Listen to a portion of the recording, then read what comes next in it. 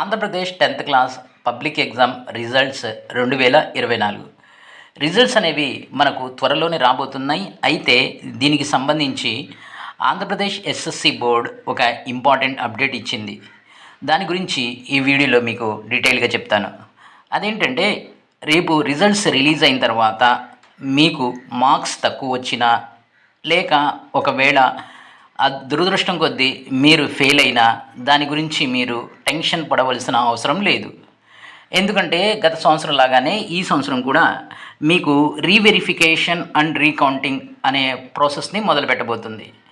Recounting, reverification ఈ రెండు విధానాలని కూడా రిజల్ట్స్ రిలీజ్ అయిన తర్వాత మీకు అనౌన్స్ చేసిద్ది. దాని ప్రకారం మీకు మార్క్స్ తక్కువ వచ్చినా లేక మీరు ఫెయిల్ అయినా మళ్ళీ మీరు రీకౌంటింగ్ కానీ రీవెరిఫికేషన్ కానీ అప్లై చేసుకోవచ్చు.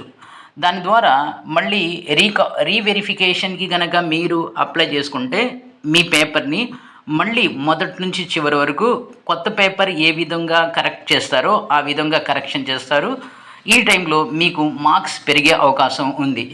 ఒకవేళ మీకు రిజల్ట్స్లో ఫెయిల్ అయిన చూపించిన ఈ కొత్త మార్క్స్తో మీరు పాస్ అయ్యే అవకాశాలు కూడా ఉన్నాయి.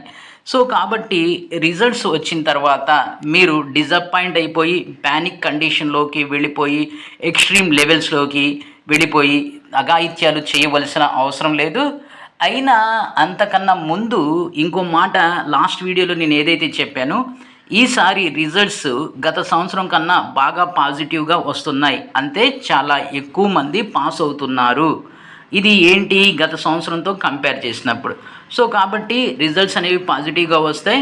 మీరు పాజిటివ్గా ఉండండి. ఒకవేళ అన్ఫార్చునేట్లీగా మీకు మార్క్స్ తక్కువ వచ్చినా లేక మీరేమైనా ఫెయిల్ అయినా మీరు రీకౌంటింగ్ లేక రీవెరిఫికేషన్ కనుక వెళ్ళినట్లయితే ఖచ్చితంగా 90% మీకు న్యాయం అనేది జరుగుతుంది. రీవెరిఫికేషన్లో పేపర్ మళ్ళీ మొత్తం కరెక్షన్ చేస్తారు. సో కాబట్టి మీరు కరెక్ట్గా రాసి ఉంటే మార్క్స్ అనేవి పెరుగుతాయి. రీకౌంటింగ్ కనుక వెళ్ళినట్లయితే మీకు వచ్చిన మార్క్స్ని ఇంకోసారి కౌంట్ చేయడం అనేది జరుగుతుంది. ఎనీహౌ ఈ అవకాశం ఇచ్చింది. ఇది రిజల్ట్స్ రిలీజ్ అయిన తర్వాత అదే రోజు దీనికి సంబంధించి ఎస్ఎస్సి బోర్డు అనౌన్స్మెంట్ చేసిద్ది. దీనికి సంబంధించి ఫీజు కూడా ఉంటుంది. రీవెరిఫికేషన్కి ఒక ఫీజు ఉంటుంది, రీకౌంటింగ్కి ఒక ఫీజు ఉంటుంది.